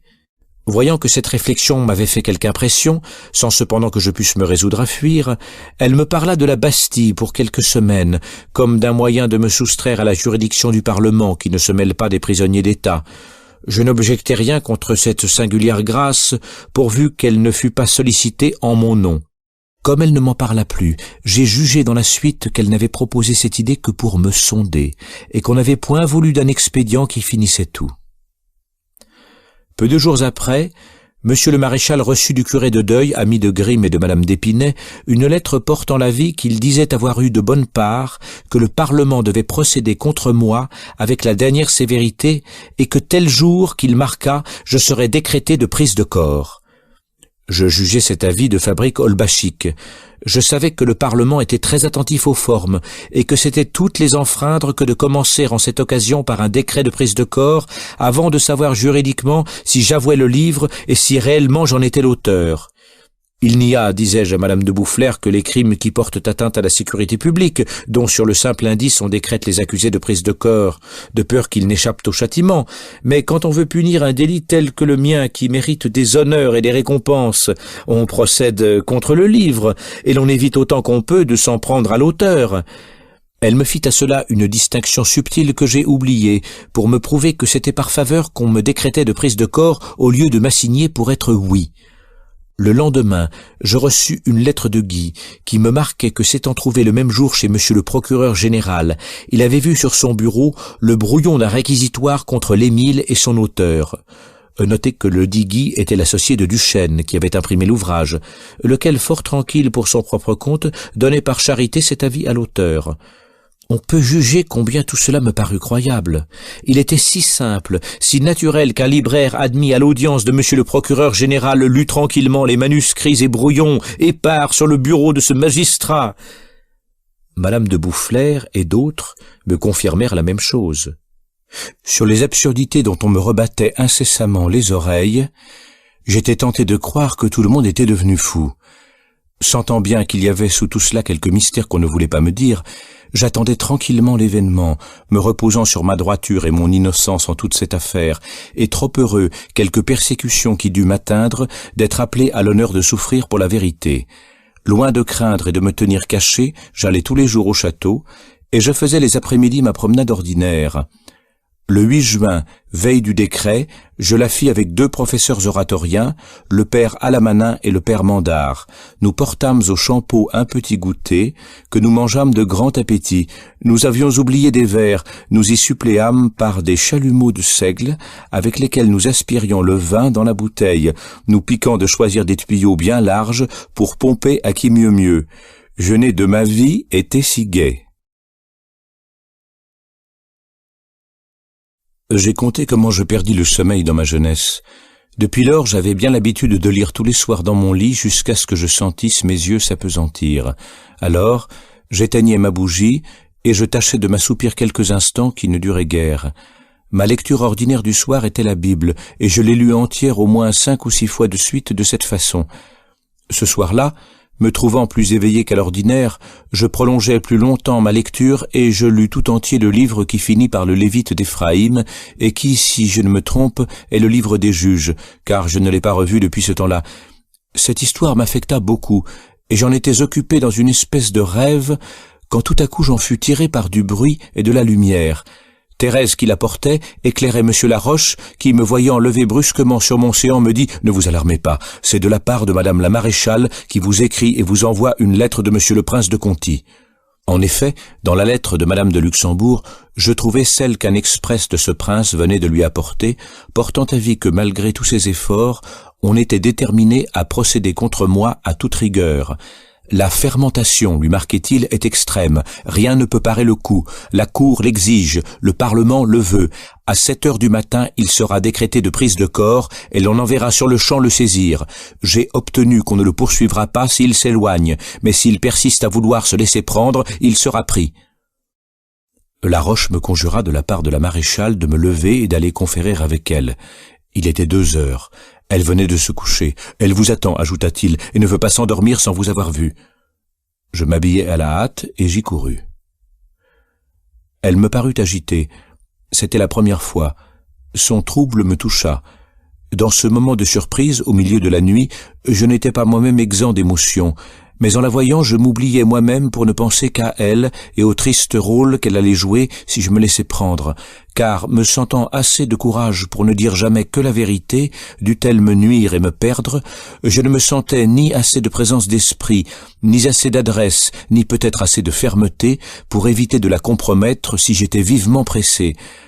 Cela me décida à sacrifier ma gloire à sa tranquillité, à faire pour elle en cette occasion ce que rien ne m'eût fait faire pour moi. Dans l'instant que ma résolution fut prise, je la lui déclarai, ne voulant point gâter le prix de mon sacrifice en le lui faisant acheter. Je suis certain qu'elle ne put se tromper sur mon motif, et cependant, elle ne me dit pas un mot qui marqua qu'elle y fut sensible.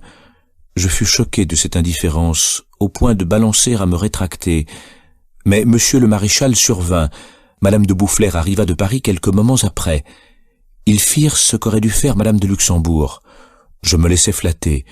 J'eus honte de me dédire, et il ne fut plus question que du lieu de ma retraite et du temps de mon départ.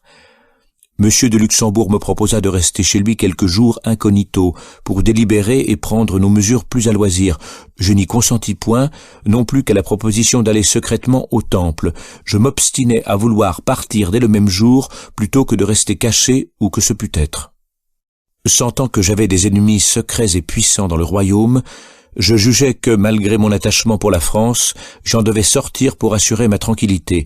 Mon premier mouvement fut de me retirer à Genève. Mais un instant de réflexion suffit pour me dissuader de faire cette sottise. Je savais que le ministère de France, encore plus puissant à Genève qu'à Paris, ne me laisserait pas plus en paix dans une de ces villes que dans l'autre, s'il avait résolu de me tourmenter. Je savais que le discours sur l'inégalité avait excité contre moi, dans le Conseil, une haine d'autant plus dangereuse qu'il n'osait la manifester. Je savais qu'en dernier lieu, quand la nouvelle Héloïse parut, il s'était pressé de la défendre à la sollicitation du docteur Tronchin, mais voyant que personne ne l'imitait, pas même à Paris, il eut honte de cette étourderie et retira la défense. Je ne doutais pas que, trouvant ici l'occasion plus favorable, il n'eût grand soin d'en profiter.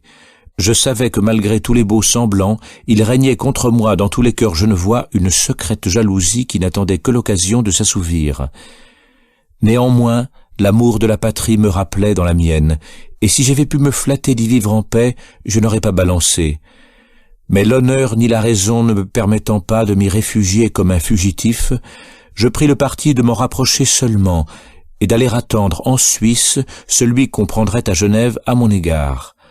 On verra bientôt que cette incertitude ne dura pas longtemps. Madame de Boufflers désapprouva beaucoup cette résolution et fit de nouveaux efforts pour m'engager à passer en Angleterre. Elle ne m'ébranla pas. Je n'ai jamais aimé l'Angleterre ni les Anglais, et toute l'éloquence de Madame de Boufflers, loin de vaincre ma répugnance, semblait l'augmenter sans que je susse pourquoi.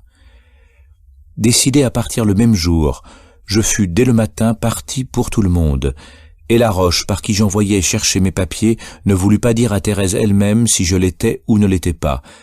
Depuis que j'avais résolu d'écrire un jour mes mémoires, j'avais accumulé beaucoup de lettres et autres papiers, de sorte qu'il fallut plusieurs voyages. Une partie de ces papiers déjà triés furent mis à part, et je m'occupais le reste de la matinée à trier les autres, afin de n'emporter que ce qui pouvait m'être utile et brûler le reste. Monsieur de Luxembourg voulut bien m'aider à ce travail, qui se trouva si long que nous ne pûmes achever dans la matinée, et je n'eus le temps de rien brûler. Monsieur le maréchal m'offrit de se charger du reste du triage, de brûler le rebut lui-même, sans s'en rapporter à qui que ce fût, de m'envoyer tout ce qui aurait été mis à part. J'acceptai l'offre, fort aise d'être délivré de ce soin, pour pouvoir passer le peu d'heures qui me restaient avec des personnes si chères que j'allais quitter pour jamais. Il prit la clé de la chambre où je laissais ses papiers, et à mon instant de prière il envoya chercher ma pauvre tante qui se consumait dans la perplexité mortelle de ce que j'étais devenu et de ce qu'elle allait devenir, et attendant à chaque instant les huissiers sans savoir comment se conduire et que leur répondre. Laroche l'amena au château sans lui rien dire. Elle me croyait déjà bien loin. En m'apercevant, elle perça l'air de ses cris et se précipita dans mes bras. « Ô amitié ! Rapport des cœurs, habitude, intimité, dans ce doux et cruel moment se rassemblèrent tous les jours de bonheur, de tendresse et de paix passés ensemble pour mieux me faire sentir le déchirement d'une première séparation, après nous être à peine perdus de vue un seul jour pendant près de 17 ans. Le maréchal, témoin de cet embrassement, ne put retenir ses larmes. Il nous laissa. Thérèse ne voulait plus me quitter. Je lui fis sentir l'inconvénient qu'elle me suivît en ce moment et la nécessité qu'elle restât pour liquider mes effets et recueillir mon argent. Quand on décrète un homme de prise de corps, l'usage est de saisir ses papiers, de mettre le scellé sur ses effets ou d'en faire l'inventaire et d'y nommer un gardien. Il fallait bien qu'elle restât pour veiller à ce qui se passerait et tirer de tout le meilleur parti possible. Je lui promis qu'elle me rejoindrait dans peu. Monsieur le maréchal confirma ma promesse. Mais je ne voulus jamais lui dire où j'allais, afin que, interrogée par ceux qui viendraient me saisir, elle pût protester avec vérité de son ignorance sur cet article. En l'embrassant, au moment de nous quitter, je sentis en moi-même un mouvement très extraordinaire, et je lui dis dans un transport hélas trop prophétique, « Mon enfant, il faut t'armer de courage. Tu as partagé la prospérité de mes beaux jours. Il te reste, puisque tu le veux, à partager mes misères. N'attends plus qu'affronts et calamités à ma suite. Le sort que ce triste jour commence pour moi me poursuivra jusqu'à ma dernière heure. » Il ne me restait plus qu'à songer au départ. Les huissiers avaient dû venir à 10 heures. Il en était 4 après-midi quand je partis, et ils n'étaient pas encore arrivés. Il avait été décidé que je prendrais la poste. Je n'avais point de chaise. Monsieur le maréchal me fit présent d'un cabriolet et me prêta des chevaux et un postillon jusqu'à la première poste où, par les mesures qu'il avait prises, on ne fit aucune difficulté de me fournir des chevaux. Comme je n'avais point dîné à table et ne m'étais pas montré dans le château, les dames vinrent me dire adieu dans l'entresol où j'avais passé la journée. Madame la maréchale m'embrassa plusieurs fois d'un air assez triste, mais je ne sentis plus dans ces embrassements les étreintes de ceux qu'elle m'avait prodigués il y avait 2 ou 3 ans. Madame de Boufflers m'embrassa aussi et me dit de fort belles choses. Un embrassement qui me surprit davantage fut celui de Madame de Mirepoix, car elle était aussi là.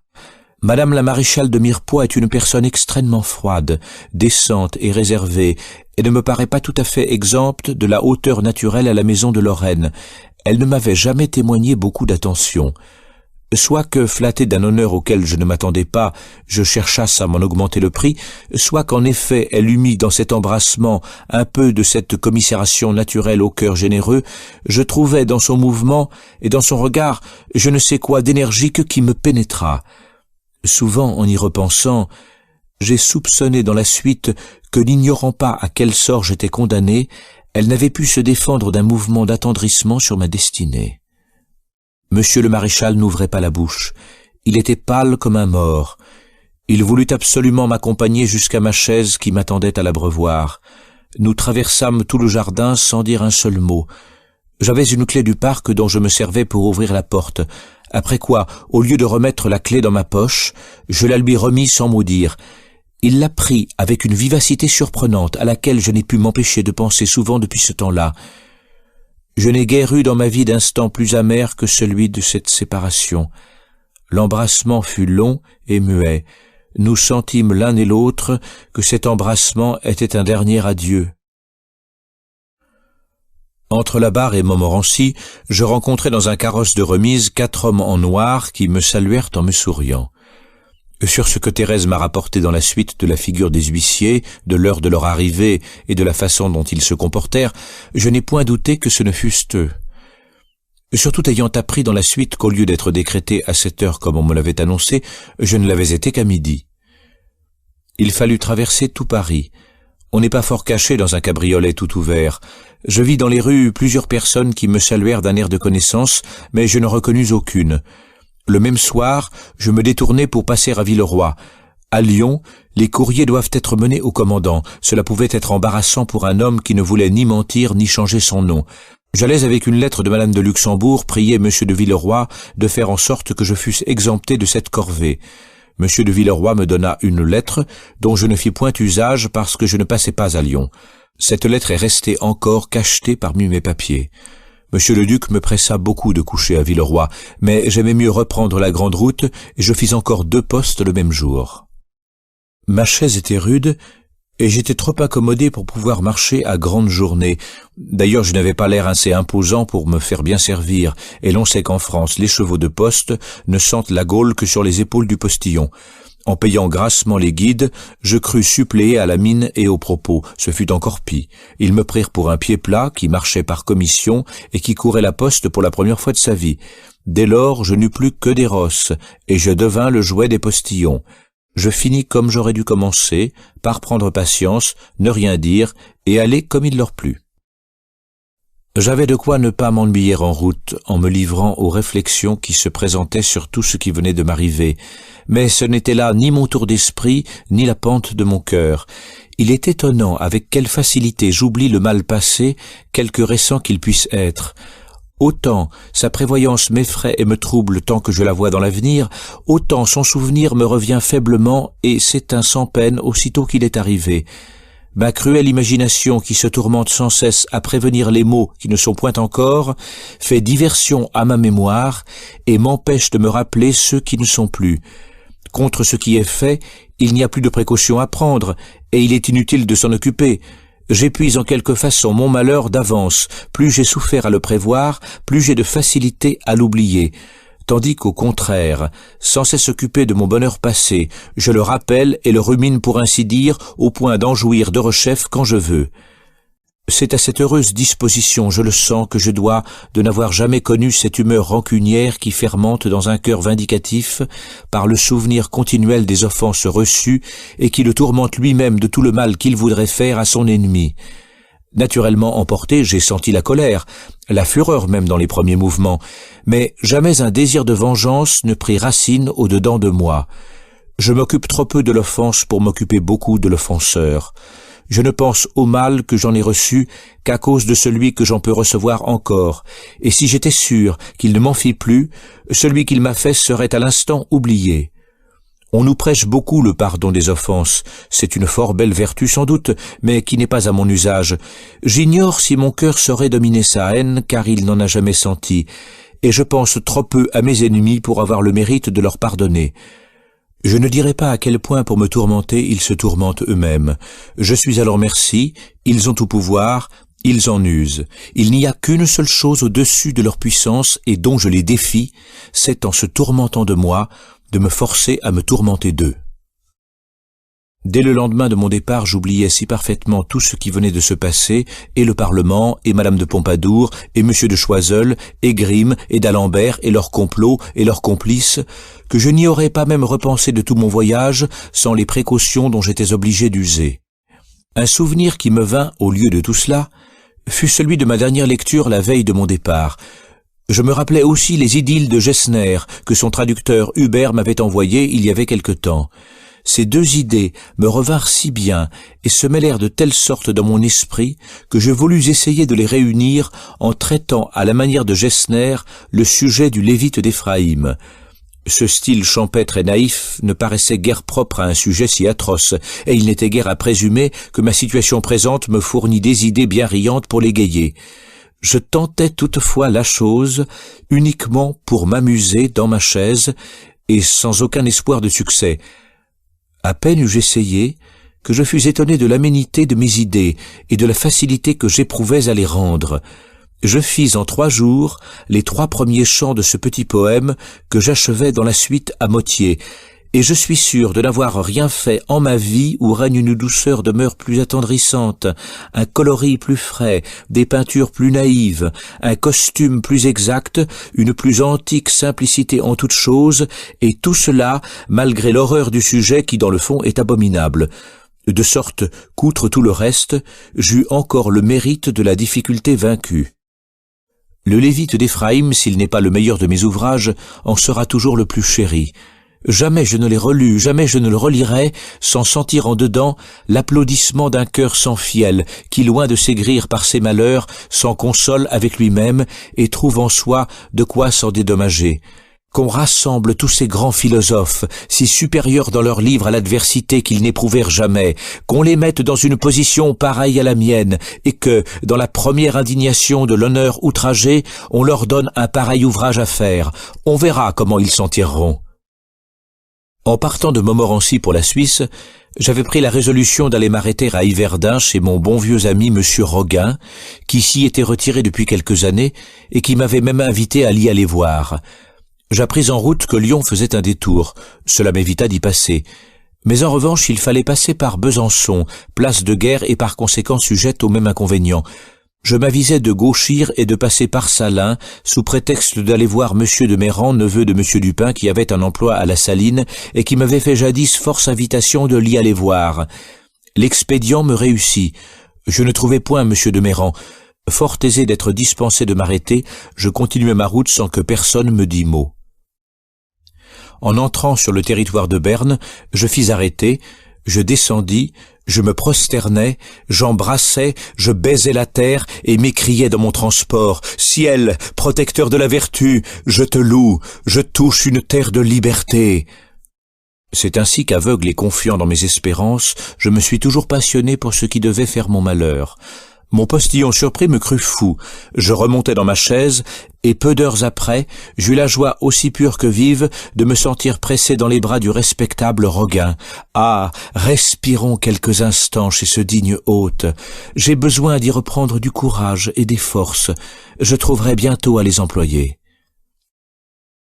Ce n'est pas sans raison que je me suis étendu dans le récit que je viens de faire sur toutes les circonstances que j'ai pu me rappeler. Quoiqu'elles ne paraissent pas fort lumineuses, quand on tient une fois le fil de la trame, elles peuvent jeter du jour sur sa marche, et, par exemple, sans donner la première idée du problème que je vais proposer, elles aident beaucoup à le résoudre. Supposons que pour l'exécution du complot dont j'étais l'objet, mon éloignement fut absolument nécessaire. Tout devait pour l'opérer se passer à peu près comme il se passa. Mais si, sans me laisser épouvanter par l'ambassade nocturne de Madame de Luxembourg et troublé par ses alarmes, j'avais continué de tenir ferme comme j'avais commencé, et qu'au lieu de rester au château, je m'en fusse retourné dans mon lit dormir tranquillement la fraîche matinée, aurais-je également été décrété? Grande question, d'où dépend la solution de beaucoup d'autres, et pour l'examen de laquelle l'heure du décret comminatoire et celle du décret réel ne sont pas inutiles à remarquer.